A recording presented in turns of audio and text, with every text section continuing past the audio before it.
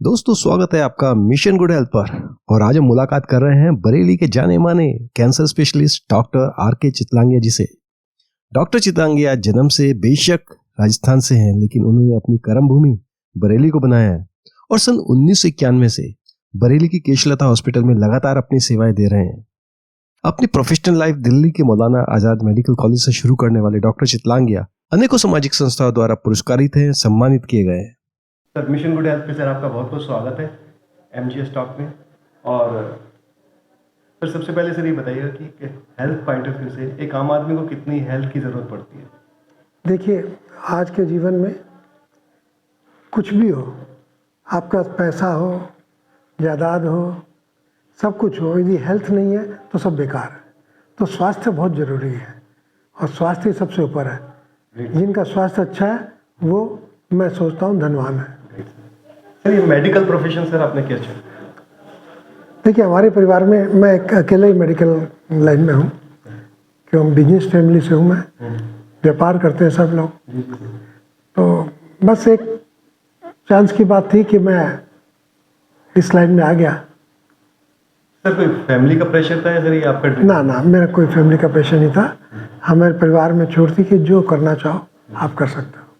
Sir Bareilly से belong करते हैं? नहीं, मैं गंगानगर राजस्थान से बिलोंग करता हूँ। श्री गंगानगर राजस्थान। श्री गंगानगर राजस्थान। Okay sir.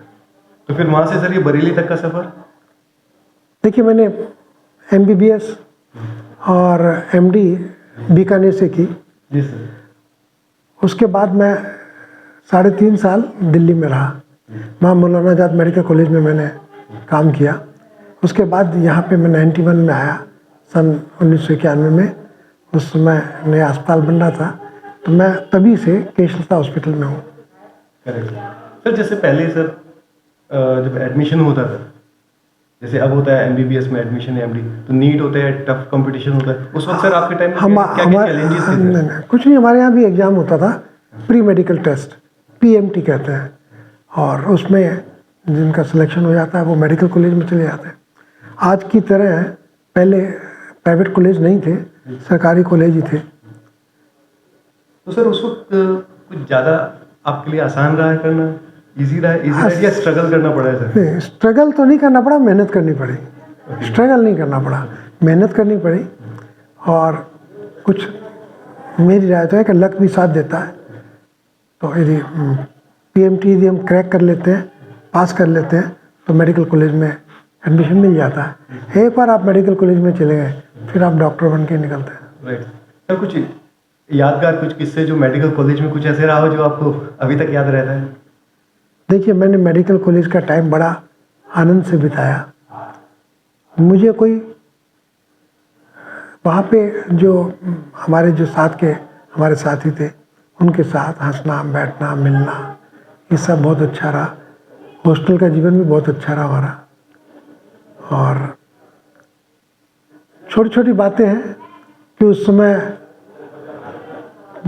छोटी छोटी बातों में मन मुटाव हो जाता था, पर धीरे धीरे फिर आपस में मिल जाता था। चीज़ें होगी, बढ़िया होगी सर। बरेली के अलावा सर आपने जैसे बताया कि सर दिल्ली में भी, मैं दिल्ली में मैंने काम किया था। सो दिल्ली से बरेली कोई रीज़न सर? रीजन नहीं, यहाँ देखिए, वहाँ पे मैं सीनियर रेजिडेंसी कर रहा था। उसकी एक लिमिट होती है, वो परमानेंट नहीं होती, एक्सटेंशन मिलता रहता है। और मुझे अपने आप को एक जगह इस्टेब्लिश करना था, तब मैं यहाँ बरेली आया। यहाँ प्राइवेट हॉस्पिटल था और मैं इंटरेस्टेड भी था कि प्राइवेट में ही काम करें। Okay sir. कोई खास वजह सर गवर्नमेंट और प्राइवेट? नहीं, ऐसा कुछ नहीं था। अच्छा, ऐसा कुछ नहीं था। जी सर। जैसे डॉक्टर्स की लाइफ में माना जाता है कि डॉक्टर्स की लाइफ में 24 घंटे आपको पेशेंट्स के लिए देने होते हैं। लगभग फैमिली का कितना सपोर्ट मिलता है सर आपको? मुझे परिवार से पूरा सपोर्ट मिला है, चाहे वो गंगानगर से हो, जहाँ मेरे परिवार के सब लोग रहते हैं, और चाहे बरेली में हम लोग, हमेशा सपोर्ट मिला है। और जहाँ तक ये आपके माइंडसेट की बात, आपके दिमाग की बात है कि हमें इतनी मेहनत करनी पड़ती है। यदि आप में जुनून है और आप करना चाहते हैं मेडिकल में काम, तो फिर 24 घंटे काम करना पड़ता है। और शुरुआत के समय में यदि हम मेहनत नहीं करेंगे ना, तो आगे जाके सफल होने के चांसेस कम हो जाते हैं। नहीं रहते हैं सही कह रहे हैं सर, बिल्कुल आप ये। तो सर इसी बीच में सर आपने ये चैरिटेबल ट्रस्ट। देखिए, मैं 91 में यहाँ आया था सन 91 में, और बाद में मैंने लायंस क्लब के साथ चैरिटेबल क्लिनिक शुरू कर दी थी। जी सर। उस क्लिनिक में तब से बराबर कर रहा हूँ, महीने के 2 दिन। पहले हम लोग किसी स्कूल में करते थे, फिर गुरुद्वारा जनकपुरी गुरुद्वारे में शुरू की, उसके बाद में हम लोगों ने ये ट्रस्ट बनाया, ये 2005 में बना। जी सर। तो 2006 से हम लोगों ने यहाँ पे शुरू कर दिया है काम। सर इसको लेके कोई future plan sir? Future plan हम धीरे धीरे इसमें बढ़ा रहे हैं। पहले हमारा प्लान था कि हम जो कैंसर के अंतिम अवस्था के जो मरीज होते हैं उनका इलाज करेंगे यहाँ, पर वो कुछ प्रैक्टिकल नहीं था या वो करना आसान नहीं था, तो हम नहीं कर पाए। मैं यहाँ पे 2 दिन फ्री क्लिनिक करता हूँ, हफ्ते महीने में 2 दिन, पहले और तीसरे शनिवार को। इसके अलावा हम कैंसर के मरीज की मदद करते हैं, उसमें दवाइयों से, जांचों में हर प्रकार की मदद करते हैं, जिससे कि वो इलाज करा पाए।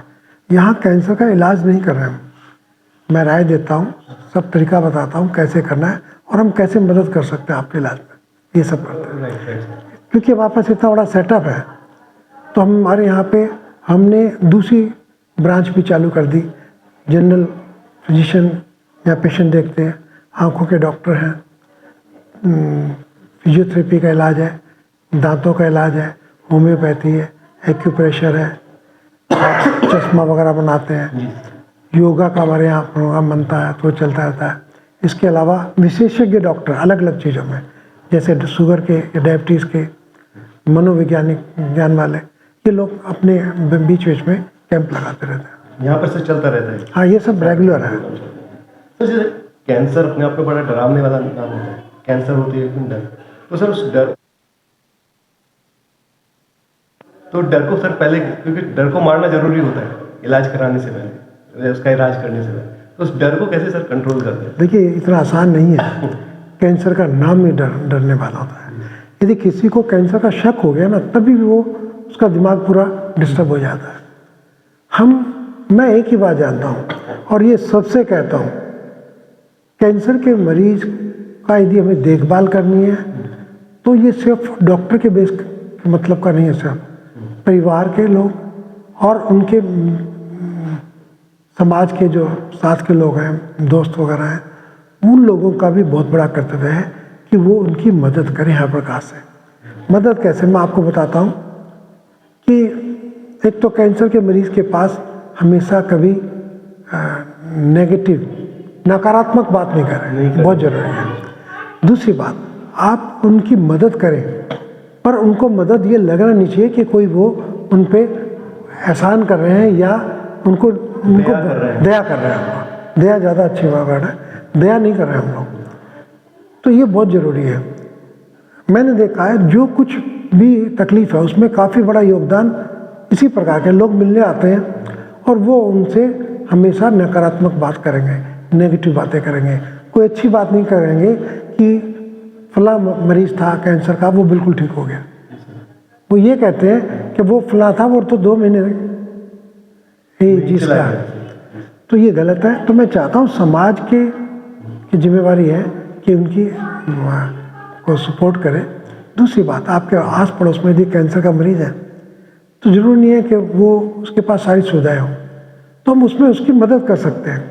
अस्पताल आने जाने में उनकी दवाइयों से मदद कर सकते हैं, क्योंकि देखिए सबके परिवार में हर प्रकार की सुविधाएं नहीं होती हैं। और ये एक ऐसी बीमारी है जिसे हम क्रोनिक बीमारी, जो ऐसी बीमारी जो काफ़ी लंबे समय तक चलती है। और आप मान के चलिए, कैंसर का मरीज एक बार बन गया तो 5-7 साल तक जब बिल्कुल ठीक होता है तभी हम कहते हैं कि ये ठीक हो गया है, अन्यथा उसको बार बार अस्पताल आना पड़ता है। तो अच्छी बात यह है आज के समय कैंसर का अच्छा इलाज उपलब्ध है और ठीक होने की संभावनाएं बहुत ज़्यादा हो गई है सर। मैं हमेशा कहता हूँ, देखिए इस प्रकार का इलाज होना है, कैसा इलाज होना है, इसका कोई मतलब नहीं है, क्योंकि कैंसर एक बीमारी नहीं है, कैंसर में हजारों बीमारियाँ हैं। उदाहरण के लिए बताता हूँ, किसी को खाने की नली में कैंसर है। जी सर। ये कैंसर कोई खाने की नली का कैंसर एक नहीं है, उसके 3 हिस्से हैं, ऊपर का, बीच का, नीचे का, यानी सबका इलाज अलग अलग है। फिर किस प्रकार का कैंसर है, क्योंकि इसमें कई वैरायटी आती है। उसका इलाज फिर अलग है, किसी में ऑपरेशन होता है, किसी में ऑपरेशन नहीं हो सकता, उसमें सिकाई होती है, किसी में कीमो लगती है।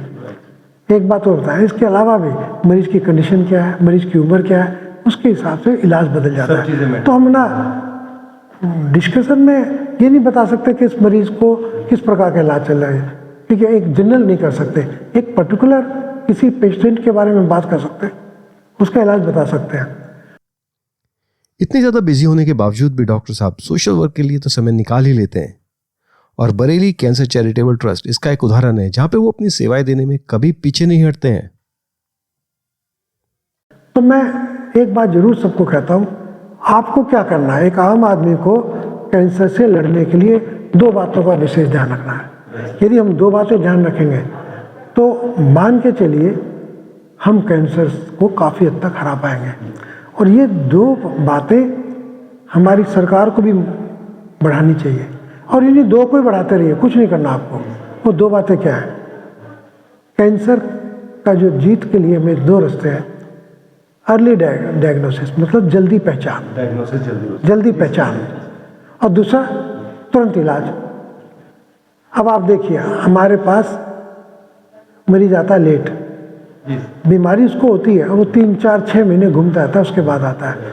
वो अज्ञानता की बस, मैं इसका दोष नहीं दे रहा हूँ, पर अज्ञानता की वजह से होता है। यदि कैंसर के शुरुआती अवस्था में हम पकड़ लेते हैं तो ठीक होने की संभावना रुपए में 90 पैसे के बराबर होती है। कितना फर्क पड़ता है उन चीज़ों का कि अगर सही समय पे इलाज हो जाए, सही समय पे डायग्नोज हो जाए, अब आप हाँ बिल्कुल तक इस पे जीत हासिल कर सकते हैं।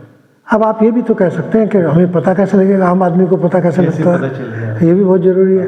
उसके लिए मैं आपको बताता हूँ, कुछ लक्षण होते हैं, यदि वो लक्षण किसी में है तो जरूरी नहीं है कैंसर हो, वो अपने डॉक्टर से संपर्क करे, और उसको यदि लगता है, डॉक्टर को यदि लगता है कि भाई ये कैंसर हो सकता है, तो वो कैंसर स्पेशलिस्ट के पास भेज देंगे।